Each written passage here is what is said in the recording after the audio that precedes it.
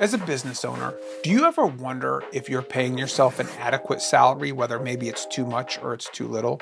Well, a lot of business owners have asked me these questions over the years. What should I actually be paying myself? Well, a lot of this goes into the question of how do you want to run and scale your business? And when people become business owners, they kind of forget the basic foundations or the structure of the company. Whether you're a consulting company, whether you're a manufacturer, whether you are a coffee shop as big as Apple or Tesla, the structure of any company is no different. It all starts out with the shareholders, and the shareholders provide the funding so the business can fulfill its strategy and more than likely provide a return back to the shareholders. Now, those shareholders, they end up appointing a board of directors that will end up taking the entire operations and developing a strategy so they can maximize shareholder wealth. So if shareholders give $1 million to start a company, they want the board of directors to be able to take that $1 million and turn it into more than $1 million. Now, what happens is with a lot of business owners, they don't realize their business is no different than any of the ones we mentioned before, no matter how big or how small. They themselves are both the shareholders, they are also the board of directors, and more than likely, they're also the employees.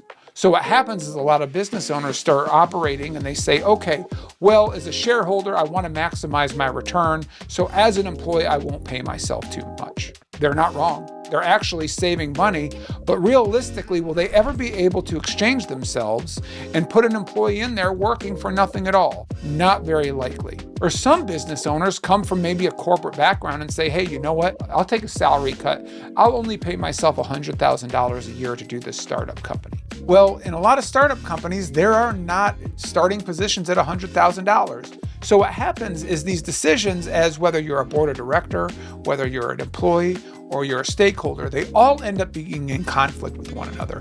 And you're really trying to figure out, how can I pay myself an adequate amount?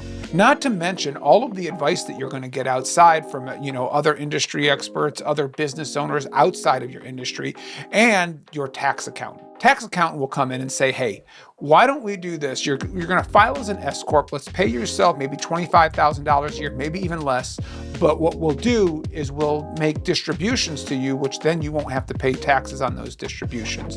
They'll only be taxed at a separate rate. All of this is correct.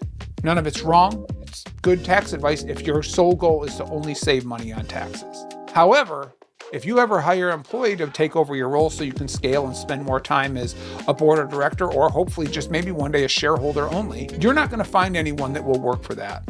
So that's why I say, when you're taking a look at how you're going to structure your pay, look at what that position in your industry and your size company can actually afford.